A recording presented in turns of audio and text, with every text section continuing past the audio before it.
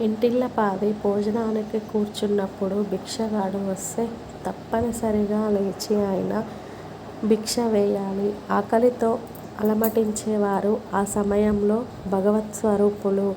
అనగా ప్రతి వారిలో ఉండే భగవంతుని ఆత్మ ఆకలికై ఆరాటపడుతుంది. ఆత్మని బాధపెట్టకుండా భిక్ష వేయాలి.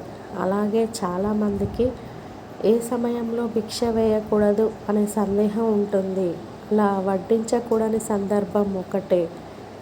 పితృకార్యాలప్పుడు సకల విధులు పూర్తయ్యే వరకు గృహస్థుడు ఎవరికీ భిక్ష వేయకూడదు.